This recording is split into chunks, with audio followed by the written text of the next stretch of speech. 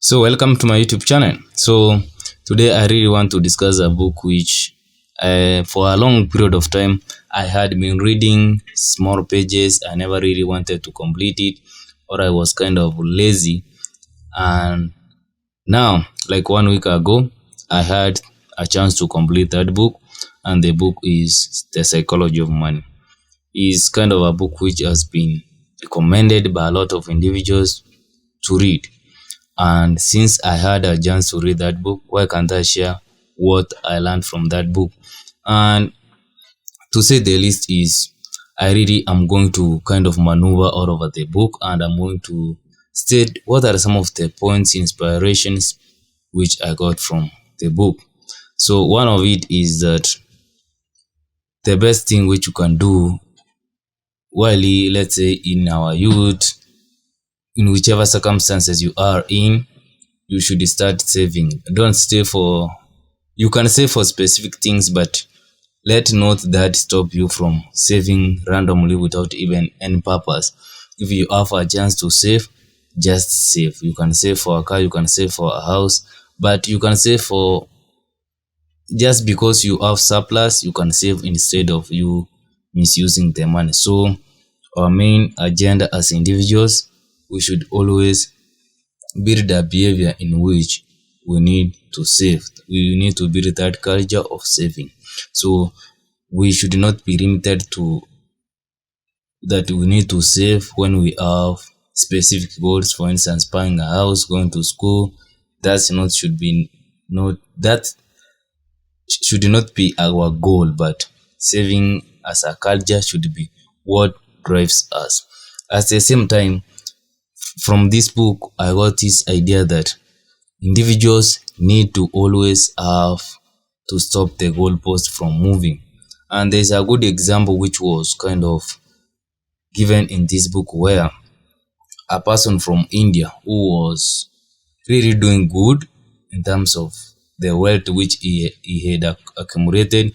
He had like 100 million US dollars to his name, but he was not that guy who was kind of satisfied. And since he had some friends who were billionaires, he was kind of greed to start investing and cheating in the market, and that led him to being jailed. And he lost his name in terms of he was never trusted. And this actually, even if you ask what was the really agents of him acquiring a huge amount of money, probably there was none, because 100 million US dollars, that's a lot of money. An individual can survive with that amount of money and need not to work in or her lifetime.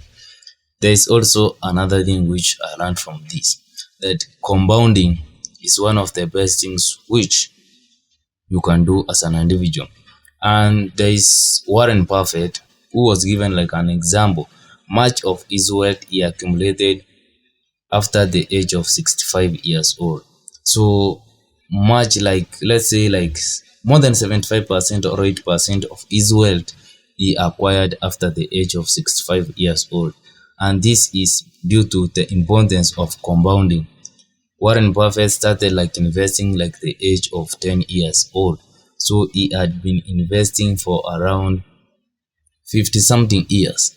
And much of his wealth he accumulated after he reached at the age of 65 years. So we always need to be patient.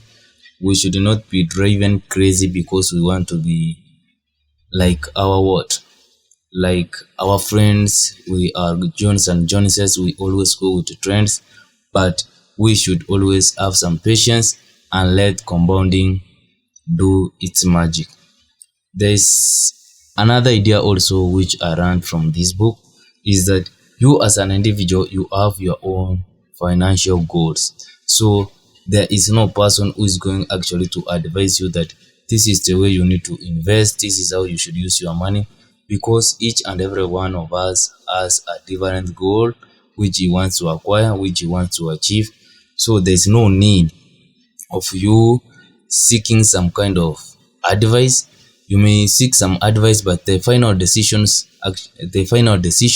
rests with you. So don't expect some financial guru to give you a kind of the sure track or the sure path in which you are going to achieve some wealth. But these individuals, these financial gurus, these books we read should act as a guide but not as a final kind of decisions which you need to take from those kind of individuals or books to make your financial investments. And also, I got really some good perspectives from this book, in that your academic qualification or your institution intelligence doesn't really play a great role in how you manage your money, but the whole behavioral circumstance. Maybe you grew in a different age where investing in stocks was not kind of a scary thing. Now you have reached a time where you are always told that stocks are going to be collapsing, the stock market will collapse.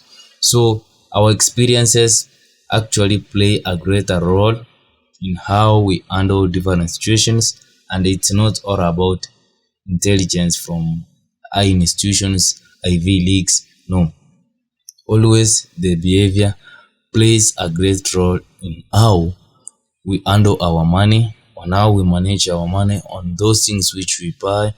And these things are all about mental. So we need to focus so much on our mental behaviors. We need to find some ways and procedures which we need to tackle in order to kind of find our blueprint which can work for us. So I believe that's the best which I can kind of share from that book. That's The Psychology of Money. And you as an individual, if you had that opportunity to read the book The Psychology of Money, share it in the comment section. What were some of the great ideas which you acquired from this book, and what are some of the improvements you have achieved by reading this book, and can you recommend it to your friends? So why can't you share? Probably this is going to be a beneficial video to your friend in the year 2024. Just do it. My name has been Monsieur Augustine. See you in my next one. Peace.